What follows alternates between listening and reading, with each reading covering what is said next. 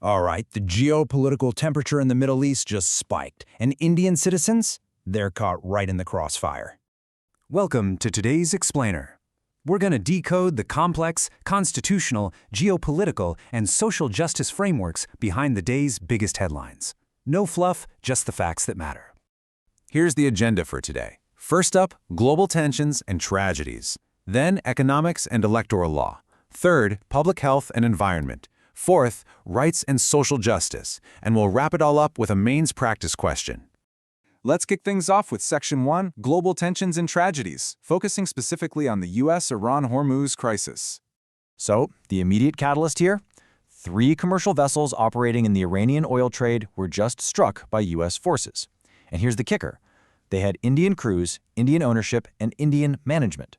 This bold move forced New Delhi into immediate action. The External Affairs Ministry literally had to summon the U.S. envoy twice in just 3 days to lodge a massive protest against using lethal force on civilian shipping.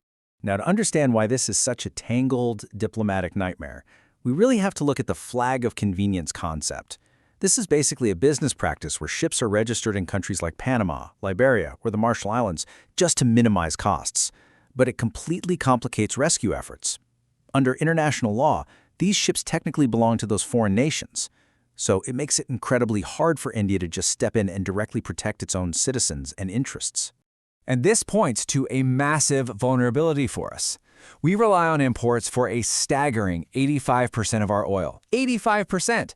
And much of that crude transits right through the volatile Strait of Hormuz choke point between Iran and Oman. So whenever conflict erupts there, our domestic energy security is instantly in the crosshairs. So what's the ripple effect here? Tragically, 3 Indian seafarers lost their lives, which obviously raises huge sovereignty and citizen protection alarms. Going forward, India has to walk a really tight rope of strategic autonomy. We desperately need to diversify our energy imports, file formal protests at the UN Security Council for civilian ship safety, and really expedite the Chabahar port project in Iran as a vital alternative energy corridor. Oh, and before we move on, a quick prelims trap to watch out for. A chargé d'affaires is absolutely not an ambassador. They're simply the acting head of a diplomatic mission when the actual ambassador is away. Just a crucial little distinction to keep in your back pocket when reading diplomatic news. Moving on to Section 2, Economics and Electoral Law, specifically looking at the Supreme Court on Rajya Sabha nominations. The catalyst for this one is the Supreme Court dismissing a plea from a Congress leader. Her Rajya Sabha nomination out of Madhya Pradesh was rejected by the returning officer for one simple reason. She failed to disclose a pending criminal case in Hyderabad. Because of this, BJP candidates ended up winning those seats unopposed. Okay, so what's the foundational blueprint for this ruling? It all boils down to Article 329 of the Constitution. Specifically, 329B strictly prohibits judicial intervention during ongoing elections. And the logic here is absolutely vital. It ensures our democratic process doesn't just get bogged down by endless litigation. If you've got a grievance, your only constitutional remedy is to file an election petition after the whole election is done. It's also really important to remember how these elections differ from one another. Unlike the Lok Sabha, which uses the classic first-past-the-post system, the Rajya Sabha goes by proportional representation, using a single transferable vote. Plus, remember that the Rajya Sabha is a permanent house. It can't be dissolved. So the way forward here heavily relies on strict adherence to the Form 26 affidavit. This was introduced after a landmark Supreme Court judgment back in 2002, and it makes disclosing criminal cases mandatory, even if a charge sheet hasn't been filed yet. Why? Because it guarantees transparency, it honors the voter's absolute right to know, and it gives the returning officer the power they need to maintain electoral integrity. All right, Section 3, Public Health and Environment, covering Nipah surveillance and the paraquat ban debate. The good news right off the bat is that the immediate Nipah virus outbreak in Kozhikode, Kerala seems to have stalled. 0 new cases detected. But the situation is still incredibly tense.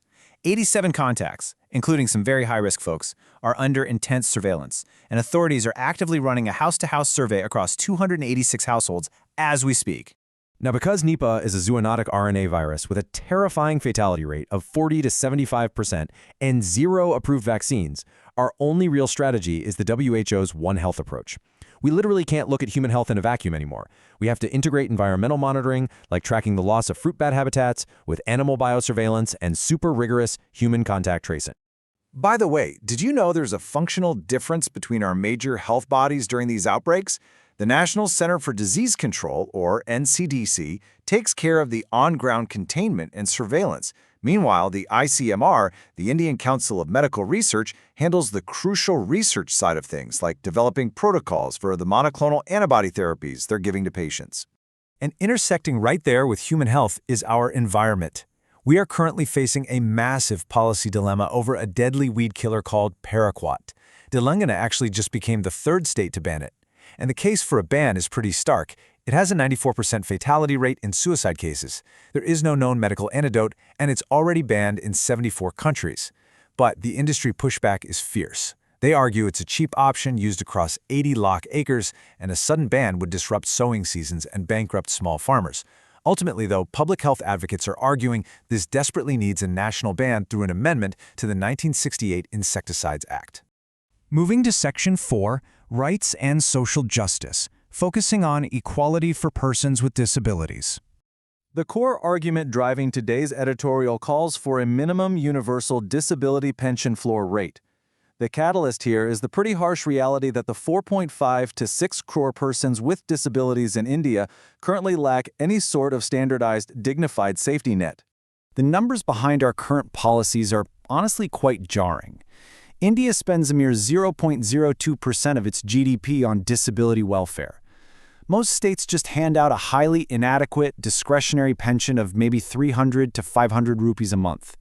Compare that with South Africa, which spends up to 0.15%, or the OECD average of 2.2%, where entitlements are standardized and portable.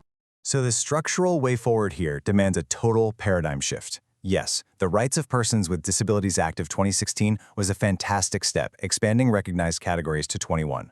But we have to move beyond just legal text. We need to take Article 41 of the Constitution, which directs the state to provide public assistance, and transform it from a mere directive principle into an actionable, non-discretionary economic right. We have to shift from state-dependent charity to a universal right that actually ensures human dignity. And finally, Section 5, a mains practice question to consolidate today's learning. To tie everything together, think about how those static maritime laws we discussed earlier, like flags of convenience, collide directly with India's 85% energy import dependency. So here's my final question to you. In an increasingly polarized world, is true strategic autonomy actually possible for an energy-dependent nation, or is it just a diplomatic illusion? Let that simmer. Thanks for joining me on this explainer. Keep questioning, and I'll see you in the next one. Welcome back, everyone. Today's explainer is a big one. As an educator, I know exactly how tough it is to take today's chaotic headlines and pin them down to the static, foundational concepts of your UPSC GS2 syllabus. But hey, that's exactly what we're going to do today. We're unpacking the modern state's complex balancing act, extracting the absolute core notes from recent events, and translating them into clear frameworks that you can actually remember and use. So here's our roadmap for today. We've got 4 main stops: India-France tech diplomacy, maritime security and seafarers, the WACF Act constitutional clash, and finally, the CUET admissions crisis. Let's get right into it. Starting off with Section 1, India-France tech diplomacy, which ties perfectly into your international relations and foreign policy syllabus. If you've been following the recent NICE summit, you'll see this partnership is completely evolving. It's no longer just about traditional defense and nuclear energy. We're talking artificial intelligence and resilient supply chains. With the new Innovation Roadmap 2030 and the Bharat Innovates push, we're seeing a massive pivot. They've even established a brand new dialogue on economic security. And honestly, creating the joint India-France AI working group, that's a real game changer. It positions India right alongside major democratic nations in the global AI governance debate. Plus, they're making a serious push to fast-track the broader India-EU free trade agreement. 19 agreements right off the bat. Now, the strategic benefits of this Vasudha Kutumbakam approach, the whole world is one family concept, are absolutely immense. France is a P5 nation, right? And they consistently back India's entry into the UN Security Council and the Nuclear Suppliers Group. Then there's the Jaidapur nuclear power plant. If they finish it, it could literally be the largest in the world at nearly 9,900 megawatts. But it's not all smooth sailing. Navigating localized regulations is a massive headache. Take France's new EU AI Act. That could create some serious compliance hurdles for Indian tech companies. And Jaidapur, it's faced over 15 years of local opposition and cost debates. Add in our fundamental differences over data localization and IP rights, and well, it's slowing down that very India-EU FTA they want to fast track. All right, moving to Section 2, Maritime Security and Seafarers. This falls right under the effect of developed countries' policies on India part of your syllabus. We've got a very precarious situation here. When U.S. Navy Hellfire missiles hit commercial vessels, like the Santabello, carrying sanctioned Iranian oil, 3 Indian seafarers tragically lost their lives. The U.S. cited an American blockade and the illegal transport of sanctioned oil. Naturally, India's External Affairs Ministry stepped in, calling the lethal use of force not justified and lodging a very strong protest. This right here exposes the razor-thin tightrope of India's multi-alignment strategy. Think about it.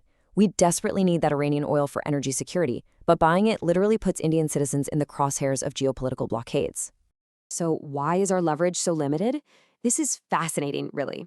India provides 1 in 6 of the world's large merchant seafarers. That's about 3.5 lakh Indians out on the water. Yet legally, our hands are tied because of something called flags of convenience.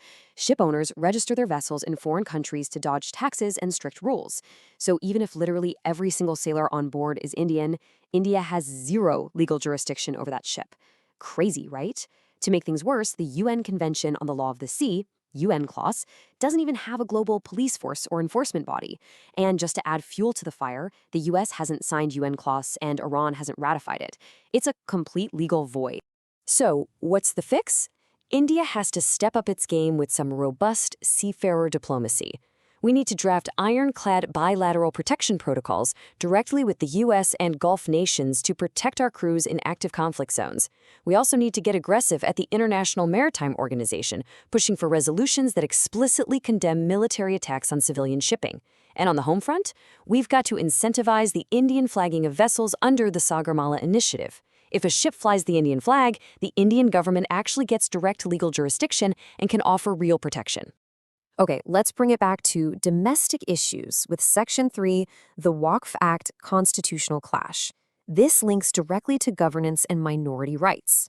First, a quick refresher. A waqf is an Islamic endowment dedicated permanently to religious or charitable purposes. Well, the Waqf Amendment Act of 2025 just shook things up, specifically with Section 14(1)(f). This section mandates that 2 non-Muslim members must be included on state waqf boards. This single mandate has acted like a lightning rod, sparking massive political and legal battles. In fact, states like Kerala and Tamil Nadu initially just left those seats completely vacant in protest. Petitions have already been flown straight to the Supreme Court. Let's break down the arguments impartially, because this is a classic constitutional clash. On one hand, the pro-amendment side argues this is all about administrative efficiency, transparency, and accountability. We are talking about managing roughly 9 lakh waqf properties across 6 lakh acres. That makes the waqf the 3rd largest landowner in India, right behind the railways and defense. On the flip side, the anti-amendment camp argues this is a direct, unconstitutional intrusion into minority religious autonomy, which is guaranteed under Article 26. They point out a glaring double standard. There is absolutely no precedent for the state forcing non-community members onto Hindu, Sikh, or Jain religious trusts. So it all boils down to this fundamental question: minority rights versus parliamentary mandate. The Supreme Court is going to have to definitively interpret how Article 26 and Article 30 interact with parliamentary sovereignty. It's that perennial tension in our secular framework. Does the government's right to legislate better management of national assets trump a religious community's constitutional right to manage its own affairs? The court's final word on this is going to be an absolute landmark for Indian governance. All right, on to our final topic, Section 4, the CUET admissions crisis, syllabus connection, social issues in education. This is a perfect example of how an administrative nightmare at the top creates devastating economic penalties at the bottom. We had severe disruptions with the CUET, and then the CBSE on-screen marking irregularities caused massive reevaluation delays. What happens next? The entire academic calendar from major central universities like DU and JNU gets pushed way back. Students are left completely in the dark, extremely anxious, and are forced to secure spots in expensive private colleges just as a backup. Then, when the central university list finally drop months later, these kids withdraw from the private colleges only to get slapped with mandatory C deductions of 10% or more. This is severely punishing students from Tier 2 and Tier 3 cities who just do not have that kind of financial safety net. What makes this so frustrating is the static context. The National Education Policy of 2020 actually envisioned a highly streamlined, stress-free system.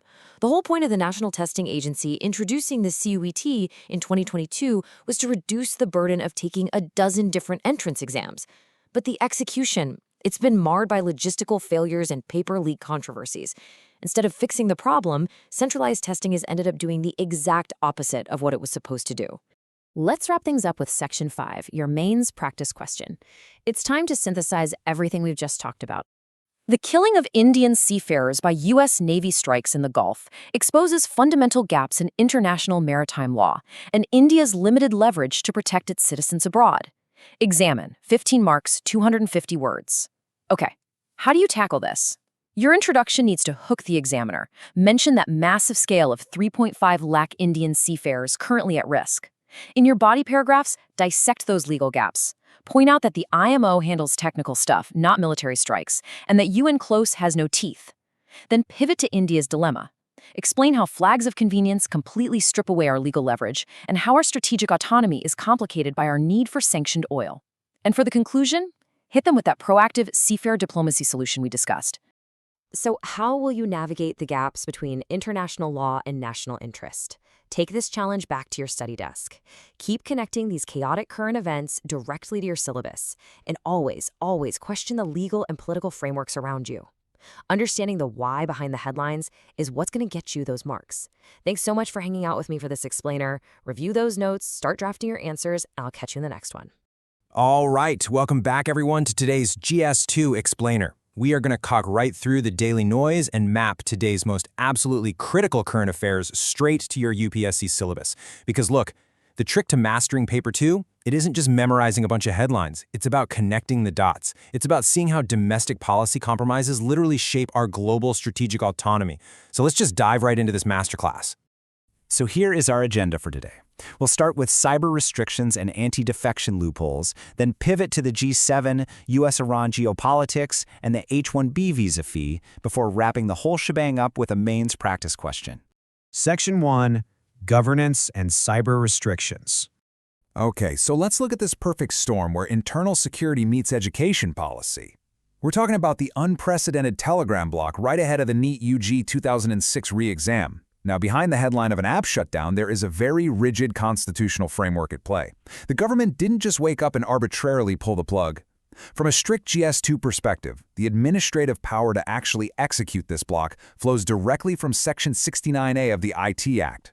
This is the exact legal provision that allows the state to block public access to information if it's in the interest of public order and security. But, and this is a big but, invoking it requires strict procedural adherence. It is a massive, massive power, and one they love to test in the exams. Now, you might be wondering, how do we evaluate this? Well, it's a classic governance dilemma. It's like a giant weighing scale. On one hand, you have the state's absolute duty to protect exam integrity and merit-based admissions, right? That's your Article 14 equality concern. But on the other side of the scale, you have this incredibly blunt instrument of a platform-wide ban, which disproportionately impacts something like 15 crore legitimate users. And boom, suddenly KS Swami privacy jurisprudence is right there in the mix. It raises major questions about whether a sweeping restriction like this is truly proportionate. And that is exactly how you need to structure your critical analysis. Moving on to Section 2, Anti-Defection Law Loopholes.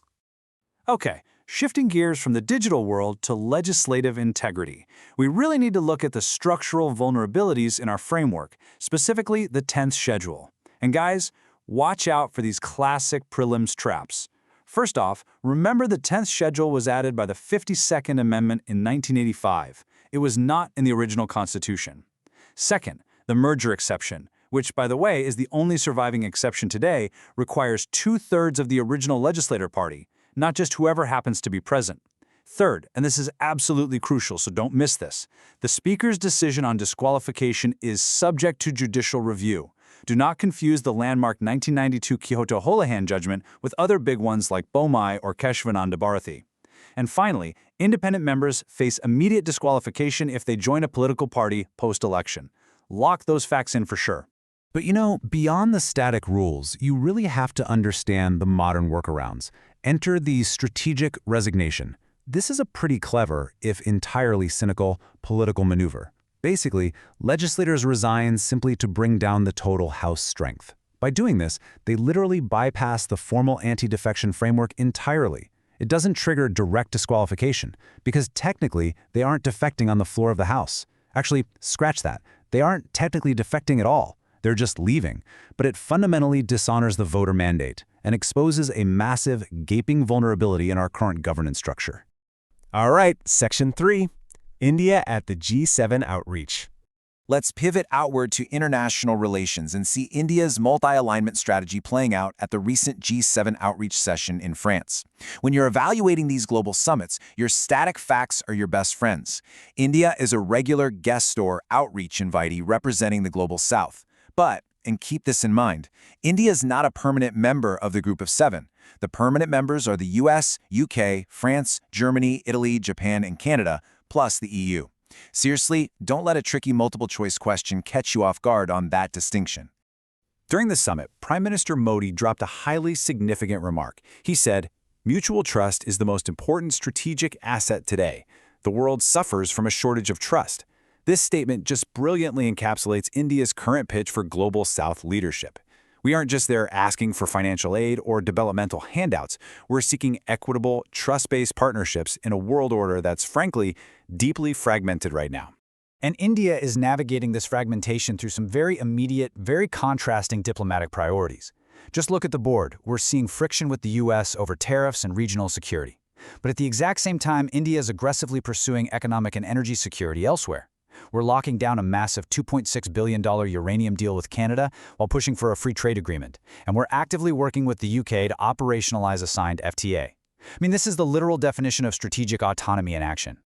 Moving right along to Section 4, Geopolitics, the US-Iran MOU. Speaking of energy security, we absolutely have to objectively analyze the shifting, volatile dynamics in West Asia. And the big news here is the historic June 14 US-Iran Memorandum of Understanding. To really grasp how major power policies shape regional stability, you have to look at the timeline. It's like a geopolitical pendulum swinging back and forth. You've got the initial hope of the 2015 JCPOA nuclear deal, then the U.S. withdrawal in 2018, the shifting alliances of the 2020 Abraham Accords, right up to today's incredibly fragile MOU, which is aimed at moving from war to deal.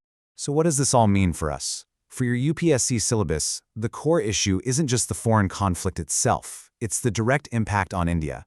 The Strait of Hormuz is this incredibly vital strategic choke point that handles a fifth of all global oil trade. And because India imports over 80% of its crude oil needs, any blockade or instability there, that's a direct, immediate threat to our energy supply chains. This absolute, unavoidable dependence is exactly why India strictly maintains a dehyphenation policy in West Asia, carefully balancing our ties between Iran, Israel, and the Gulf Arab states completely independently of one another. Section 5. India, US, the H-1B visa fee. Okay, let's return to bilateral ties for a minute. A massive judicial ruling has just completely shifted the economic landscape for the Indian diaspora in the United States, and honestly, it is a perfect case study for GS2. $100,000. Let that sink in. That was the staggering supplemental fee on H-1B visa petitions imposed via U.S. Proclamation 10973. But in a massive twist, this barrier was just struck down by a U.S. district court, which is providing immense, immediate relief to thousands of skilled professionals. And the judicial reasoning behind this reversal is just fascinating. The court essentially ruled that this fee was an unconstitutional overreach of executive power. They determined it was actually an unlawful tax rather than a standard regulatory fee, and the president's power to restrict entry just does not extend to controlling the public purse without Congress. The judge relied heavily on the precedent of Bailey versus Drexel Furniture Co. to distinguish a tax from a penalty. Now, because Indian IT professionals secure roughly 70% of H-1B approvals, this ruling is a huge win. But strategically, it really exposes our severe structural over-reliance on a single visa category from a single nation. All right, Section 6. Let's get into some mains practice. We have covered a vast array of topics today, from digital blackouts to diplomatic summits, so let's synthesize all of this into a structured application exercise. Take a look at this high-yield prompt. Quad remains vital. Critical minerals, maritime security, and Indo-Pacific order shows that current affairs questions are often governance trade-offs. Discuss. This question demands that you connect the macro to the micro.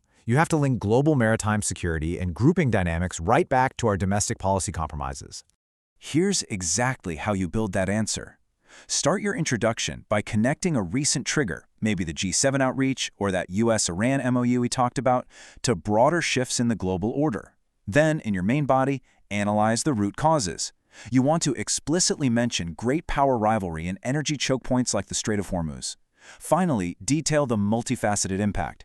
Contrast our strategic opportunities with the very real vulnerabilities regarding our diaspora and energy supply chains. As we wrap up this explainer, I want to leave you with one final provocative thought to ponder while you prep. As global dynamics become increasingly volatile, can India truly maintain its strategic autonomy on the world stage without fundamentally reforming its own domestic governance structures against the very loopholes we explored today? Think deeply on that one. All right, until next time, keep analyzing, keep connecting those dots, and happy studying. Welcome back, aspirants. I'm your educator for today's explainer, and we are going to extract the absolutely critical GS3 topics from the June 11th and 12th notes. We'll be using a structured syllabus matrix approach, and honestly, we've got a lot of highly testable ground to cover today, so let's just jump right in. Here's a quick syllabus overview for the next 10 minutes or so. We're going to unpack India's net FDI paradox, analyze the new labor codes, discuss the VSP blast and industrial safety, look at the massive potential of floating solar power, dive into the Nipah outbreak and biosurveillance, and then we'll wrap the whole thing up with a GS3 mains practice question. All right, starting off with India's net FDI paradox. We're zeroing in on a severe structural vulnerability in our foreign investment landscape, something that actually gets hidden quite a bit behind those flashy headline numbers. So while our gross inflows might look pretty impressive on paper, you really need to notice this specific trend for your economic analysis. Net FDI completely plummeted from a peak of $44 billion back in the 2020 to 2021 period down to barely $7.6 billion in the most recent fiscal year. I mean, that is a staggering drop, and it demands a much deeper look. Breaking the numbers down really hits the nail on the head. We're basically looking at a three-tier FDI reality. Real FDI, the kind that goes into actual manufacturing and job creation, is only sitting at about 41.9%. Meanwhile, a massive 40.5% is coming from financial investors, like private equity and venture capital. This reveals a huge shift toward investors whose planned short-term exits create some severe capital repatriation pressure on the economy. But the outflow data is where things get really interesting. And this is a critical distinction for your exam. For every single dollar of fresh FDI that comes into India, roughly $1.50 actually flows out. Crazy, right? We are seeing massive exits through disinvestment, dividend payouts, and IPR royalties. It fundamentally shatters the whole narrative that FDI is just this one-way street of incoming wealth. Okay, moving on to labor dynamics, let's analyze the labor codes. We're looking at the newly notified rules for these codes, which is a structural reform literally 6 years in the making. So after all that time, 44 notoriously complex central labor laws have finally been consolidated. We now have just 4 streamlined codes covering wages, industrial relations, social security, and occupational safety. Now, simplification is obviously the overarching goal here, but remember, structural simplification doesn't always automatically equal substantive protection. The absolutely crucial point here is understanding what these codes actually miss. You must memorize these critical gaps for your mains answers. Notice how gig workers are getting Social Security, sure, but they're still only classified as self-employed. They lack full employee rights. And then there's this glaring gender bias embedded right in the wage floor calculations. An adult female is counted as only 0.8 consumption units compared to a male's 1.0. That is a point you can powerfully leverage in your essays and ethics papers for sure. Next up, let's look at the Visakhapatnam steel plant explosion, specifically through the lens of disaster management and industrial safety. You'll definitely want to keep this powerful editorial quote in your arsenal. Industrial accidents in India are rarely unforeseeable. They are the predictable outcome of accumulated organizational failures. It perfectly diagnoses the root cause of tragedies like the recent one involving 150 tons of molten steel. It's not just bad luck, it's bad systems. Let's actually break down those specific systemic failures. First, we have a severely understaffed oversight body, the DGFASLI, and really inconsistent safety data reporting across different states. Crucially, as PSUs face divestment uncertainty or just general financial stress, the very first casualty is almost always safety investment. That leads straight to deferred maintenance on aging equipment. So the way forward? We have to move way beyond just handing out ex gratia payouts.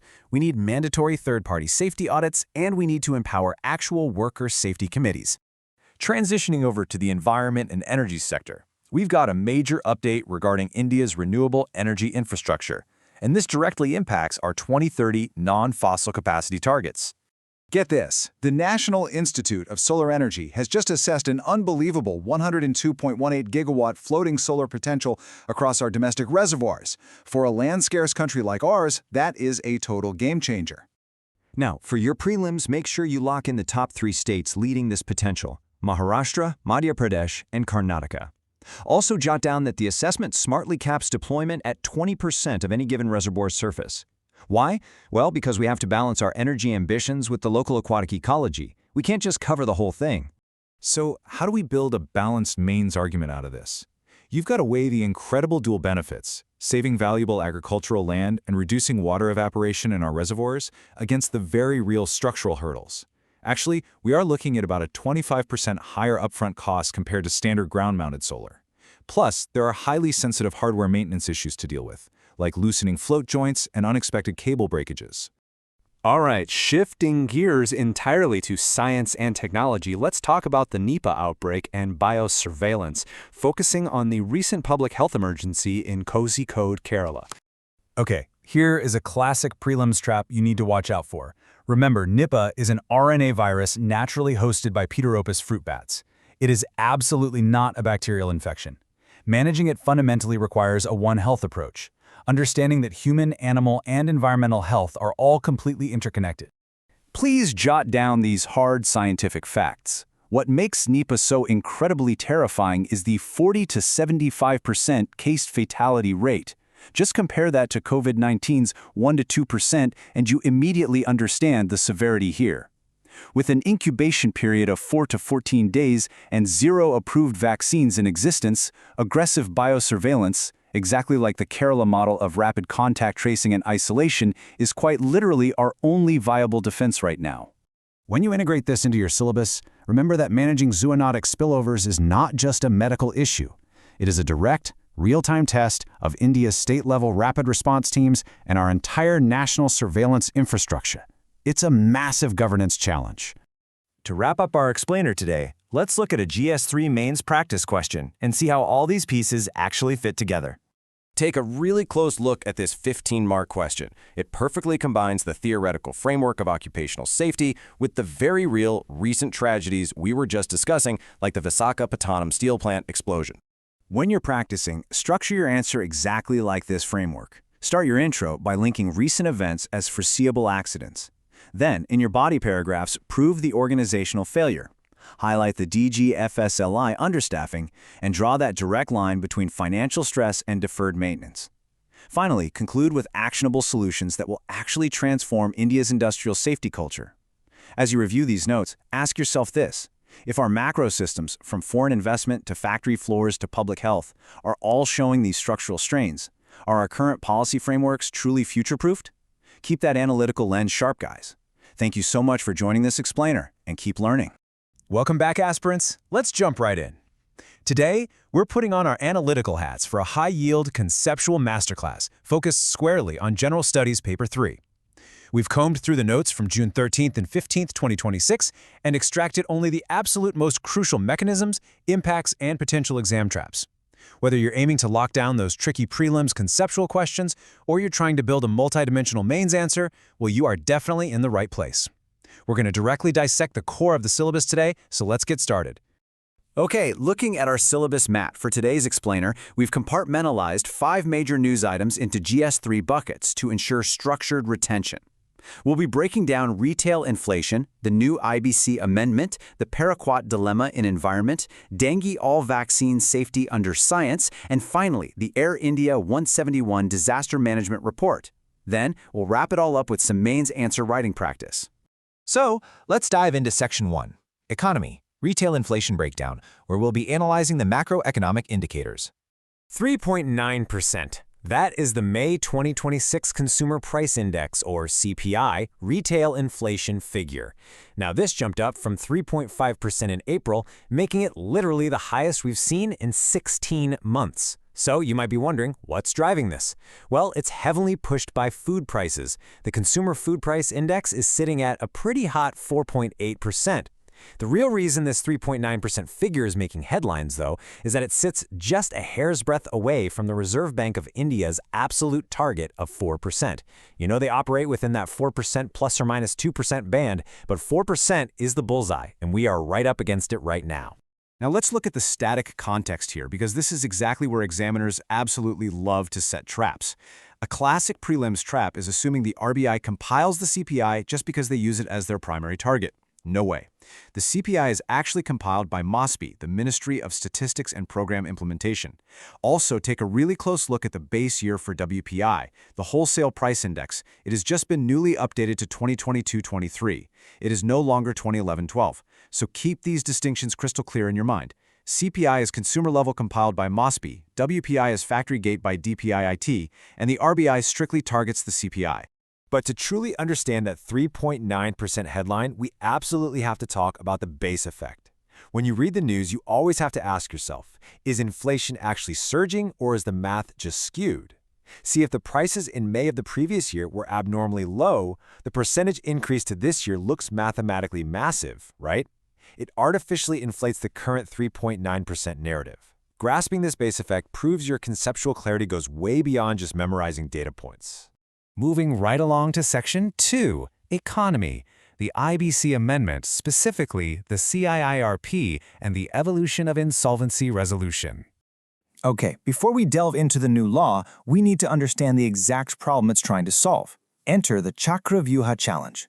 This is such a brilliant economic metaphor for India's historical market paradox. Basically, it's relatively easy for firms to enter the market, but if your company fails, exiting the market and liquidating assets is kind of like trying to escape a labyrinth. It traps vital capital in inefficient, dying firms.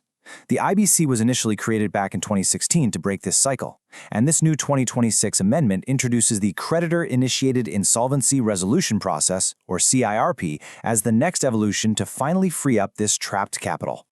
So the crucial point here is this seemingly tiny legal nuance that makes a world of difference.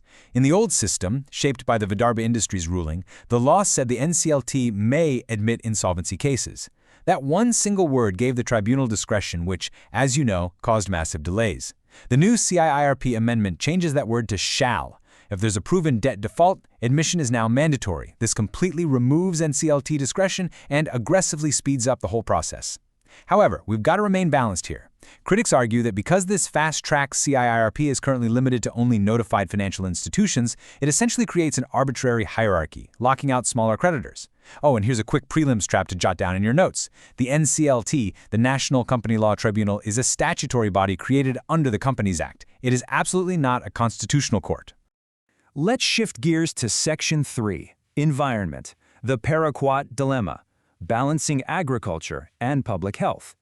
20,786 tons. That is the massive amount of paraquat imported into India in 2022-23. To put that into perspective, that is a huge surge from previous years. And why is this so alarming? Because paraquat is a highly toxic weed killer that is already banned in 74 countries around the world.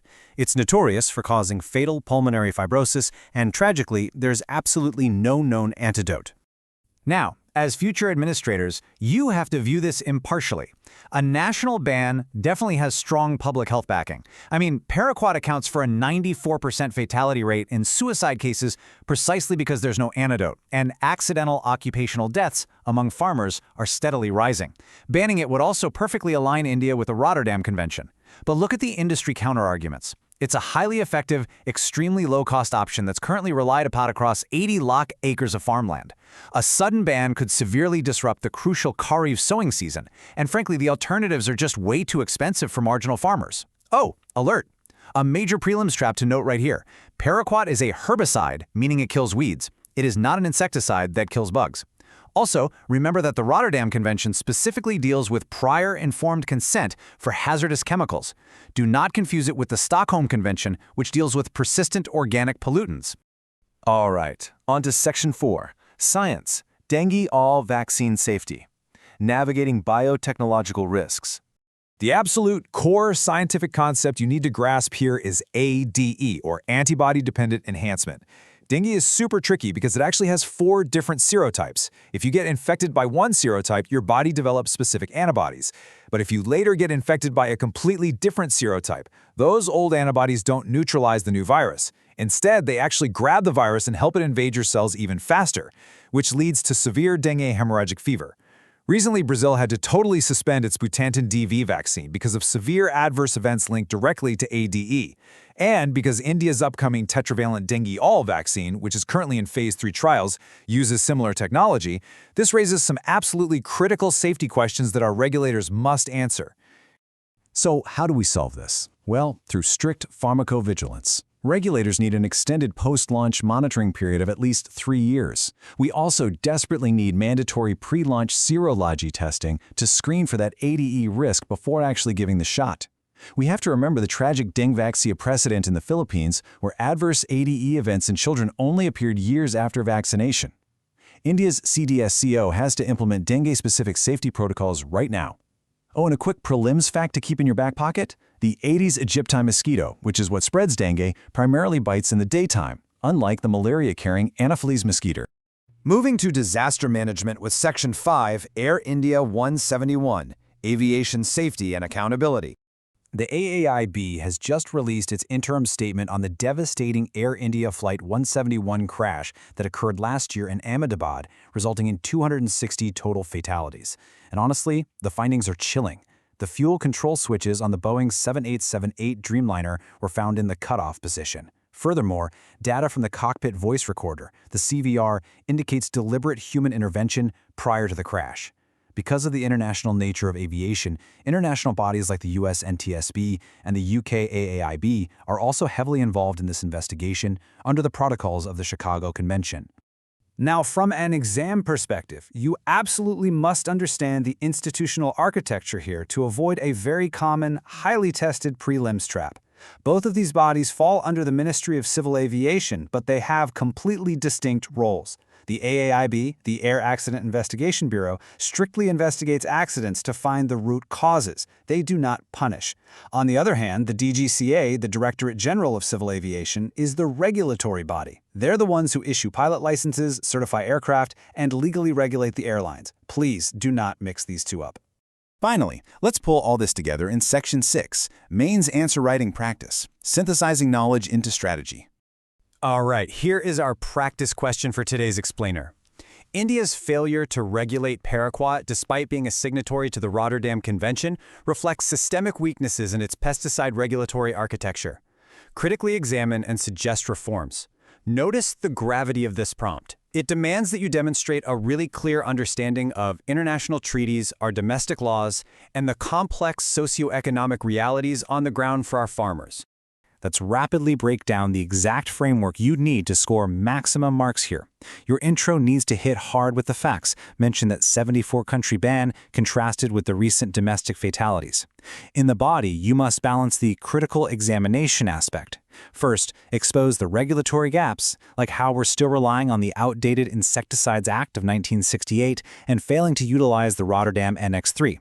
Then you've got to pivot to the socioeconomic reality. Farmers depend on this stuff because it's cheap and a sudden ban threatens the entire Kharif crop. Finally, your reforms must be actionable.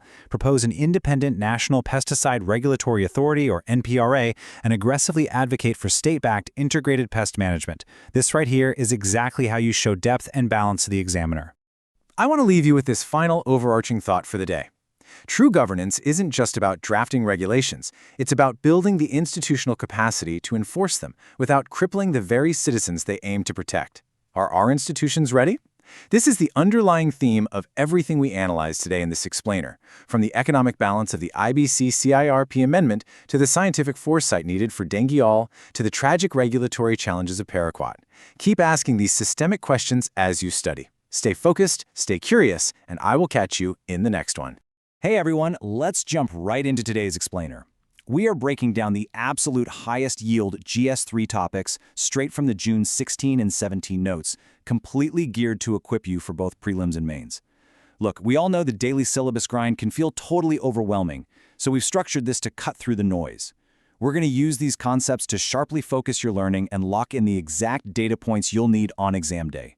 So, here is our roadmap. We're going to tackle the economy, specifically inflation and the monsoon, public health, looking at heat waves and ozone, urban ecology, focusing on the water crisis, and internal security regarding FPV drone warfare. Finally, we'll wrap the whole thing up with a dedicated mains practice question. All right, starting with Section 1, Economy, focusing on inflation and the monsoon. This is a space where highly interconnected systems are creating a massive, high-stakes scenario right now. Take a look at this number, 9.7%. That is an alarming data point. Wholesale inflation skyrocketed to 9.7% in May 2026. This was driven in large part by a massive 61.5% surge in crude oil and natural gas prices, stemming directly from the ongoing West Asia crisis. And what makes this really scary is that it's happening right as India is facing a 35% nationwide monsoon deficit linked to El Niño risks. Okay, watch out, because this right here is your classic prelims thrap. Notice how the WPI, or Wholesale Price Index, measures factory gate prices and now features a brand new 2022-23 base year, completely replacing that old 2011-12 benchmark. Now, while WPI is surging near 10%, retail CPI inflation remains relatively subdued. So what does this divergence mean? It means producers are currently absorbing these massive cost shocks instead of passing them immediately to us consumers. But as we know, absorbing costs like that, it's simply unsustainable in the long run. Now, what happens when you combine this upstream energy inflation with the structural gaps in our agriculture? Well, things get pretty critical. Right now, less than 50% of our net sown area is actually irrigated. An El Niño-induced weakening of the atmospheric water circulation threatens to heavily disrupt our highly monsoon-dependent monocropped Kharif season. And if that crop fails or shrinks, we aren't just looking at farmer distress, folks. We are looking at severe food inflation piling right on top of the energy inflation. So how do we actually fix this? The structural policy way forward requires shifting away from reactive, last-minute tanker deployments to building long-term systemic resilience. Practically, this means the government needs to aggressively expand the PMKSY micro-irrigation scheme and really leverage those minimum support prices to incentivize crop diversification, basically shifting away from water-guzzling paddy towards more resilient pulses and cotton. Moving right along to Section 2, Health, specifically the deadly combination of heat waves and surface ozone. We all know the heat itself is dangerous, but the secondary chemical reactions it triggers, that's an entirely different beast. You absolutely need to map this to your GS3 syllabus. A recent major study showed surface ozone breached 85 to 110 micrograms per cubic meter in northern India recently, which is well above the WHO guideline of 70. Now, ground-level ozone is a secondary pollutant. It's not just emitted directly from a car's tailpipe.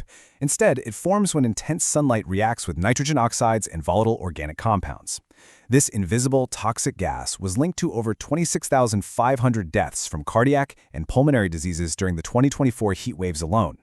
And here is another major blind spot for prelims. Remember that El Niño brings more heat, right? Well, that extra heat actively accelerates the photochemical reactions that form this deadly ground-level ozone. So an El Niño year isn't just a drought risk, it is a severe respiratory health risk. Quick side note, please don't mix these two up on your exam. Tropospheric, or ground-level ozone, is a toxic secondary pollutant that actively damages human lungs and crops. Conversely, stratospheric ozone is our planet's natural protective shield located way up high in the atmosphere, defending us against the sun's harmful UV radiation. To bridge this massive policy gap, since our National Clean Air Program is currently hyper-focused on particulate matter like PM 2.5, the government really must adapt. We need to update heat action plans to include integrated heat and ozone health advisories, expand real-time monitoring out into smaller cities, and prioritize urban tree cover to naturally absorb those precursor nitrogen oxide emissions. All right, Section 3, Ecology. Let's talk about the urban water crisis, a cyclical nightmare that hits our megacities every single summer. You know, it is just incredibly frustrating, right? We see cities like Delhi, Chennai, and Bengaluru literally flooding during intense monsoon rain, only to rely on thousands of emergency water tankers just weeks later. Because of rapid, unplanned urbanization and the constant encroachment on lakes and stormwater channels, these cities have completely lost their natural buffering capacity. But the real structural villain here? It's called non-revenue water, or NRW. Up to 30% of municipal piped water in India is completely lost to distribution network leaks, theft, and metering inaccuracies before it ever reaches a consumer's tap. Think about that. This isn't a lack of supply. It is a massive, hidden source of water being wasted every single day. The actionable way forward here isn't building some massive, ecologically disruptive new megadam or digging incredibly deep bore wells. It involves cost-effective, time-bound leak hunts, treating wastewater to create a reliable fourth water source alongside surface, ground, and rainwater is absolutely essential for achieving genuine urban resilience. Okay, pivoting to Section 4, Security. We're diving into the terrifying rise of FPV drone warfare, a transformation in asymmetric warfare pioneered recently in the Ukraine and West Asia conflicts. FPV, or first-person view drones, are literally rewriting the rules of battlefield economics. Cheap, mass-produced commercial quadcopters, costing maybe a few $100s, are being strapped with explosives. They are acting as precision-guided loitering munitions, capable of hunting down and taking out incredibly expensive traditional tanks that are worth millions. It's a real game-changer. Now pay close attention to this massive technological leap. Standard FPV drones use radio frequency, meaning they can be pretty effectively jammed by electronic warfare systems. But the new generation? Fiber optic drones. These literally stream data through physical spools of light cables as they fly. And because they use light instead of radio waves, they are completely 100% immune to electronic jamming. So what does this mean for India? Well, it's a huge internal security threat, especially on border and insurgency areas where non-state actors could easily deploy them. It demands the rapid indigenous development of AI-enabled kinetic counter-UAS systems, think capture nets or lasers, driven heavily through the Atmanbar Bharat and IDEX funding initiatives so we can build up our own robust defensive ecosystem. Finally, Section 5. Let's pull all of this together into a high-scoring answer framework for a mains practice question. Take a look at this 15-marker, 250-word question synthesizing our first module. It asks you to analyze that exact divergence between WPI and CPI and the subsequent monetary policy dilemma facing the RBI. Basically, the examiner wants to see if you actually understand the real-world friction happening between upstream production costs and consumer prices. To crush this answer, your framework has to explicitly point out that producers absorbing these costs is completely unsustainable. You need to define this as cost-push inflation, which is largely out of domestic control, forcing the RBI into a high-wire balancing act. Because think about it, if the RBI drastically tightens repo rates under their flexible inflation targeting framework to curb this inflation, they risk suffocating our fragile post-shock economic growth. So I want to leave you with this provocative thought as you continue to study. In an era defined by constant, unpredictable climate and geopolitical shocks, from El Niño to global supply chain disruptions, is our traditional inflation targeting framework still actually fit for purpose, or does it need a fundamental redesign? Think about that, review these concepts, and I'll see you in the next explainer. Welcome back to the explainer. All right, we are jumping right in today. We're putting on our UPSC educator hats to decode the structural realities and moral frameworks shaping India right now, and we'll be looking at all of this strictly through the analytical lens of our core GS1 and GS4 syllabus topics. So, let's kick things off with a bit of a puzzle. Honestly, at first glance, you might be thinking, what on earth connects a legendary Tamil film director, a massive stampede of youth outside a UP exam center, and a tragic factory accident, right? I mean, how do these seemingly random, isolated events actually test the very fabric of our society and our ethics? Well, to answer that, today's explainer is going to unpack 4 key areas. First up, Bharatiya Raja and cinema as heritage. Second, we'll look at the constable exam stampede. Third, industrial tragedies and ethical failures. And finally, we'll tie it all together with structural causes and moral frameworks. Okay, let's get right into Section 1, Bharatiya Raja and cinema as heritage. So, we're starting with the cultural mirror of our society, looking at the profound legacy of the veteran Tamil director, Bharatiya Raja. And this is a brilliant illustration of our first major GS1 concept. Regional cinema isn't just entertainment. It acts as its incredibly powerful soft power that connects directly to India's global civilizational narrative. Bharati Raja was an absolute pioneer here. You see, his 1977 debut film, 16 Viola Tenele, marked this massive, game-changing shift from indoor artificial studio shoots to raw, authentic outdoor rural filmmaking. He literally brought the unfiltered landscapes of rural Tamil Nadu straight to the audience. And because of that deep authenticity, this tradition of filmmaking goes way beyond just a weekend watch. Under the UNESCO 2003 convention, this level of performing art and social practice actually qualifies as intangible cultural heritage. It's a living, breathing documentation of our society, you know? The absolutely crucial takeaway here is how his art functioned as a bold ethical intervention. He didn't shy away from the heavy stuff. Take his film Vedam Puthidu. It delivered this incredibly sharp critique of Brahminical hegemony using powerful anti-caste themes. Or Karuthama, which tackled the deeply skewed sex ratio at birth by exposing the absolute horrors of female foeticide. It was a cultural reflection so striking it practically visualized the urgent need for the PC and P&D Act of 1994. He really used his camera lens to defend the dignity of women and marginalized communities. Moving right along to Section 2, the Constable Exam Stampede. Now let's see how this cultural reflection translates into a really harsh, on-the-ground societal reality for our youth. Just take a second to absorb this staggering number. Nearly 29 lakh applicants registered for the recent UP Constable exam. That is 2.88 million young people. And they were all competing for a mere 32,679 posts. Do the math, and that translates to an overwhelming 88-to-1 applicant to vacancy ratio. It's honestly a terrifying metric of our current demographic pressure. To put that into perspective, the median age in Uttar Pradesh is just 24.7 years, which is among the lowest in India. We have this massive youth bulge, and this 88-to-1 ratio shows exactly what happens when that demographic dividend collides with a severe lack of opportunity. This whole situation reveals a severe, multi-layered crisis. We are literally seeing highly qualified BTech and BA graduates desperately applying for Class 12 level security posts. And why is that? Well, just look at the wages. The entry-level private sector is offering around 18,000 to 20,000 rupees, often with zero benefits. Contrast that with this government constable job, which offers a starting salary of around 21,700 rupees plus immense job security. So even though government jobs make up less than 5% of total employment, they are driving 45 to 50% of the aspirational demand. It's wild. And folks, this right here is the textbook definition of structural unemployment. It's a severe education to employment mismatch.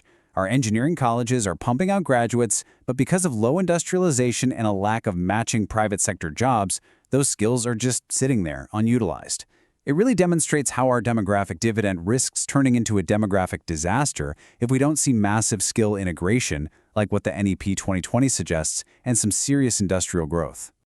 All right, shifting gears to Section 3, Industrial Tragedies and Ethical Failures. So we transition now from those societal, structural struggles into examining pure moral voids. To deeply analyze the devastating ethical failures we see in industrial safety, we really need to ground ourselves in philosophy for this GS4 topic. Immanuel Kant's categorical imperative explicitly dictates that persons must always be treated as ends in themselves, never merely as means to an end, right? So when industrial managements deliberately defer maintenance or overload contract workers, just to save a quick buck, they are completely violating this fundamental philosophical principle. They're treating human lives as expendable inputs, literally just means to the end of profitability. We have to contrast these two competing ethical frameworks. On one side, companies are using this incredibly flawed utilitarian calculation. They're only looking at the short-term financial savings they get from deferring maintenance. But on the flip side, this represents an absolute deontological failure. Workers have an inherent, undeniable right to safe working conditions. Exposing them to preventable, deadly hazards violates their basic human dignity, completely irregardless of whatever so-called financial savings the company claims to achieve. And our sources reveal a multi-layered systemic failure here. When industrial units face financial stress, safety investments are almost always the very first casualty. And it's compounded by suppressed safety data. Inconsistencies between the Labor Bureau and DGFSLI data show some severe underreporting going on. Furthermore, you have public servants, like DGFSLI inspectors, actually skipping inspections because of their workload, which points to an ethical complicity from the state itself. The whole thing exposes a total absence of organizational virtue ethics and corporate social responsibility. This brings us to our final part. Section 4. Structural Causes and Moral Frameworks. Let's finally synthesize these three seemingly totally disparate case studies, pull the threads together, and reveal the core truth that they all share. Whether it's Bharti Raja defending women and marginalized castes through the cultural heritage of his cinema, or millions of young people demanding a fair, secure livelihood through a government exam, or a contract worker who is literally just trying to survive a factory shift, the central axis is exactly the same. The preservation of human dignity is the ultimate societal and ethical mandate. When our society fails structurally, human dignity is always the first victim. As an educator, analyzing these issues with you all, it is vividly clear that addressing these crises isn't just about slapping down some new laws. Transforming into a proactive safety culture is fundamentally an ethical project. It requires leadership across all sectors, with a real moral courage to value human lives way over mere economic metrics. I want to leave you with this profound thought directly from our source material to really reflect upon. A cost-over-safety mindset in financially stressed industrial units is not merely a management failure, it is an ethical failure that treats workers as means rather than ends. I want you to consider how deeply our society truly values its people, its youth, its workers, its vulnerable populations. Keep questioning these moral frameworks and structural realities long after this explainer ends. Thanks so much for diving into this with me today. Welcome back, aspirants, to this special explainer module. Today, we're doing something a little different. We're going to synthesize our GS1 and GS4 topics to help you connect the dots like a top-tier civil servant. We aren't just looking at isolated, boring facts today. We're diving into the very fabric of how a nation cares for its people across time. Here's a quick look at our agenda. We're going to cover 1. The past, exploring the Thai-Bharat connection. 2. The present, analyzing our urban safety crisis. 3. The future, looking at a really unique cognitive opportunity. And finally, 4. The overarching ethical imperative tying it all together. Let's get right into it. Starting off with Section 1, the past, focusing on the Thai-Bharat connection and the transnational foundations of our freedom struggle. Okay, so let's dive straight into our GS1 Modern Indian History syllabus. The mainstream narrative often kind of traps our independence movement entirely within the geographic borders of British India. But India's independence was fundamentally a global movement. It drew heavily on international solidarity and massive diaspora networks across Asia. Our freedom was claimed simultaneously from pulpits in Bangkok just as much as it was from the streets of Delhi. It's like a giant puzzle, and we often miss these crucial outer pieces. Look at these key historical milestones that literally laid a transnational foundation for us. It all kicked off with Rabindranath Tagore's cultural diplomacy back in 1927 during his visit to Assam, where he met King Rama VII. That cultural connection really matured over the years, leading to the founding of the Thai-Bharat Cultural Lodge in December 1940, and ultimately, it all culminated in the absolutely critical 1942 Bangkok Conference. Now, this perfectly illustrates just how strategic this diaspora network really was. On June 15, 1942, the Bangkok Conference became a massive turning point. Over 100 Indian nationalist representatives gathered at the Silpakan Theater. And they didn't just talk, they took action. They established the Indian Independence League as the central body, and they adopted a 34-point resolution that provided the exact blueprint for the Indian National Army. Plus, they officially urged Japan to recognize India as an independent nation, a real game-changer. And here is a pretty amazing fact for you. Today, the Thai-Bharat Cultural Lodge, or TBCL, remains the only surviving institution from the INA era in Bangkok. It still functions as a living archive. From an ethical standpoint, examining the TBCL reminds us of the profound societal welfare commitments made by our diaspora. They utilize their own resources and safety in neutral territories to literally set the transnational foundation for our republic. Moving on to Section 2, the present.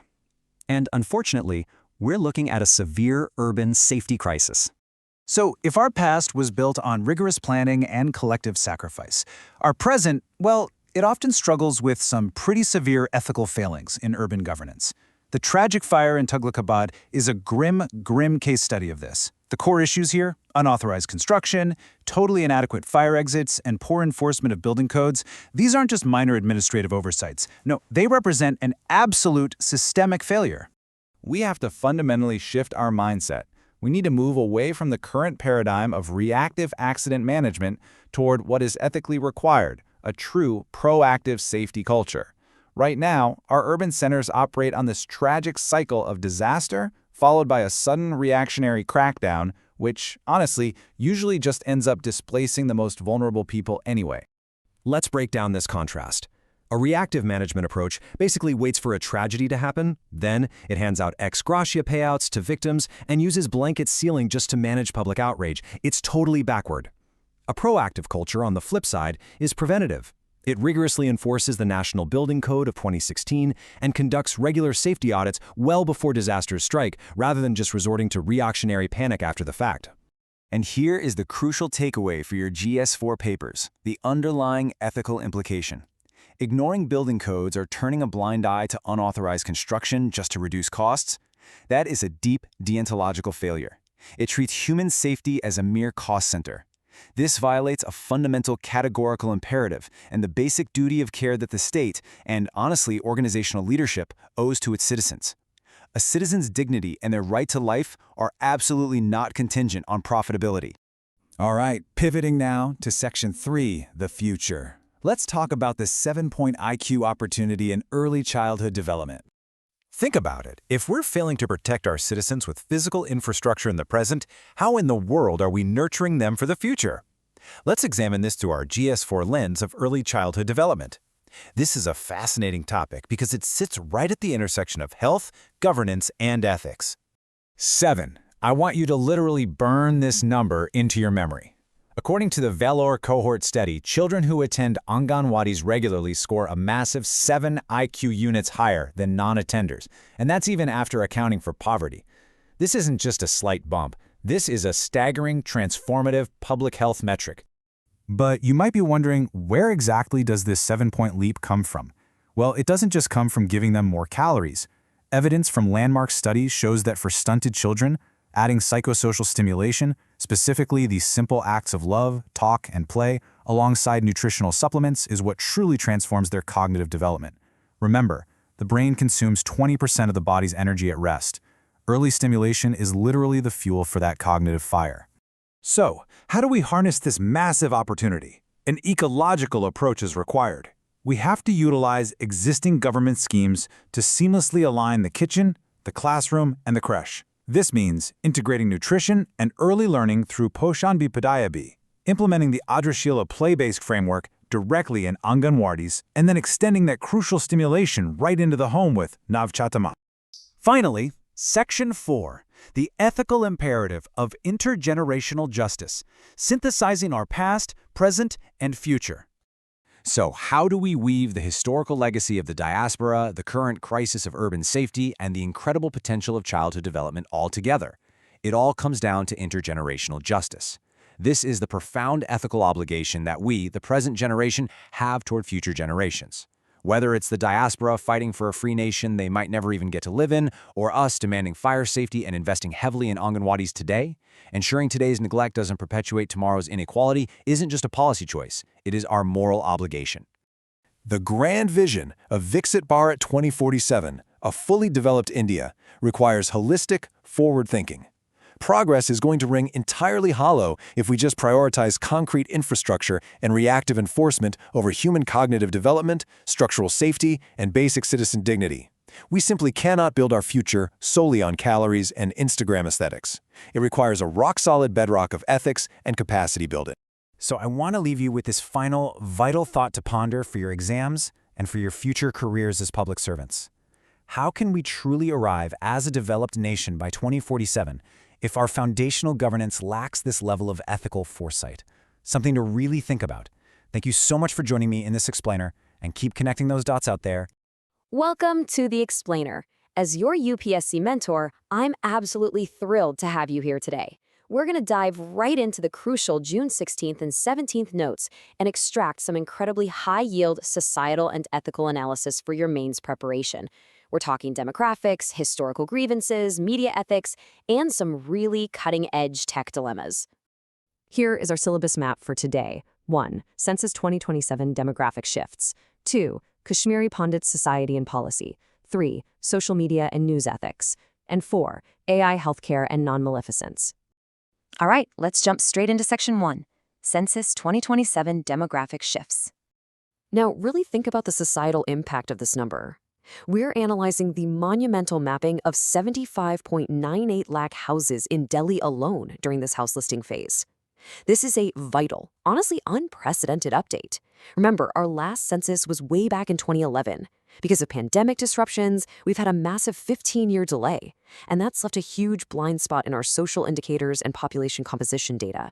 For your GS1 and governance intersection, just picture the operational scale here. We're talking 54.98 lakh households spread across nearly 46,000 house listing blocks. To actually pull this off, over 52,000 enumerators and supervisors were deployed on the ground. But here's the absolute game changer for governance. All of this data is being captured via an app and directly digitized into the Census Management and Monitoring System, or CMMS portal. It's literally data governance in action. Moving on to Section 2, Kashmiri Pundits, Society and Policy. So, we recently saw multiple Kashmiri Pundit organizations pass a joint resolution at the Pragash Conference in Srinagar. With roughly 3.5 lakh community members having fled the Kashmir Valley amid the violence of 1989 and 1990, this resolution puts forward a very specific administrative request. They are demanding formal recognition of a Kashmiri Pundit genocide, but strictly within official public policy. Note that subtle nuance. They are seeking public policy recognition, not just legal prosecution under the IPC or BNS. Now, watch out for this prelims trap. For accurate GS1 society answers, you absolutely must separate the mainstream demands, things like a commission of inquiry, a township in Renawari, and property recovery, from groups like Youth for Panun Kashmir, who advocate for a completely separate homeland. Recognizing these distinct organizational stances is totally crucial for your exams. Okay, let's bridge society and ethics in Section 3, Social Media and News Ethics. The latest Reuters Institute digital news report reveals a really striking societal shift. A massive 77% of people globally now consume online news videos weekly. On top of that, 10% are already using AI chatbots for their news, which is a trend growing incredibly fast among the under 35 demographic. The big takeaway here? Social media platforms like Instagram, TikTok, and YouTube have officially overtaken traditional news websites as the primary source of news. And you know, this brilliantly illustrates the ethical paradox we're facing today. As N. Ram, director of the Hindu Group, pointed out, information and journalism are not the same. We have this absolute explosion of available information, yet somehow citizens are often less informed. Social media kind of creates this illusion that everyone is a publisher, but it completely lacks the institutional curation and verification safeguards of traditional journalism. Essentially, it's uncurated, unverified opinion masquerading as fact. Because of this, trust in news is currently at its lowest point since 2015. We're witnessing a profound market failure, where unverified opinions just thrive, while public concern about misinformation is skyrocketing.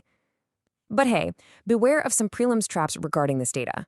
Remember that the Reuters Institute is based at the University of Oxford. It's not a UN body. Also, keep in mind that under our IT Rules 2021, significant compliance obligations apply specifically to intermediaries with over 5 million users. Finally, let's dive into our GS4 heavy hitter with Section 4, AI healthcare and non-maleficence. So the crucial prelims trap to understand here is that large language models, or LLMs, are sycophantic by design. What does that actually mean? Well, it means they're trained through human feedback to be agreeable to the user rather than to challenge them or apply critical, independent medical judgment. And remember, as of right now, AI in healthcare is not regulated under any specific law in India.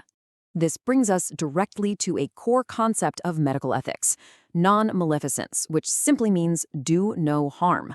Think about the sheer danger of a sycophantic AI in a medical context.